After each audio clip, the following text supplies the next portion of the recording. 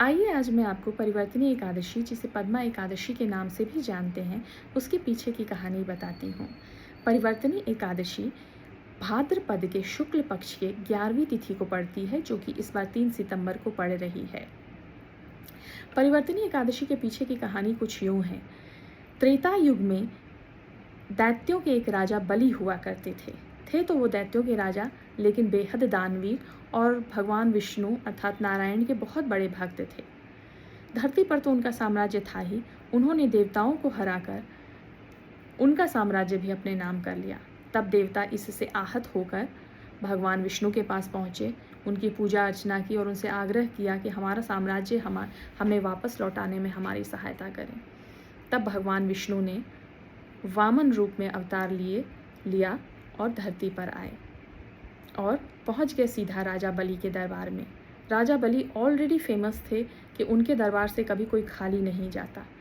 वामन रूपी अवतार जो भगवान विष्णु ने लिया था, जब उनकी वार्तालाप शुरू हुई राजा बलि के साथ, तो बातों ही बातों में 3 वचन मांग लिया भगवान विष्णु ने राजा बलि से कि 3 वचन पूरे करेंगे राजा बलि ने भी जोश जोश में 3 वचन दे दिए कि जो भी आप मांगोगे वो सब मैं पूरा करूँगा।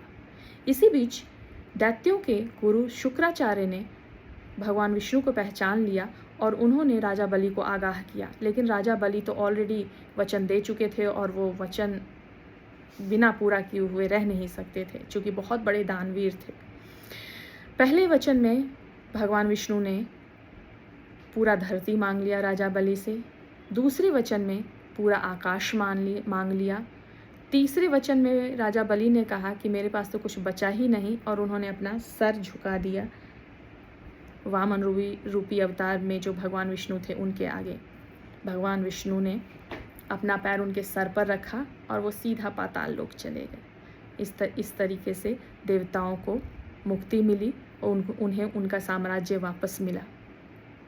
परिवर्तनी एकादशी का एक सिग्निफिकेंट ये भी है कि भगवान विष्णु जो कि शयन अवस्था में होते हैं, वो करवट लेते हैं, और यही करवट लेने में जो एकादशी हुई उसे परिवर्तनी मतलब परिवर्तनी एकादशी नाम पड़ा। और परिवर्तनी एकादशी जो है उसे करने से ऐसा कहते हैं कि सारे पापों से मुक्ति मिलती है, भगवान विष्णु के चरण कमल में हमें रहने का मौका मिलता है, और साथ ही हजारों अश्वमेध यज्ञ करने के जो पुण्य होते हैं वो पुण्य भी मिलता है। धन्यवाद।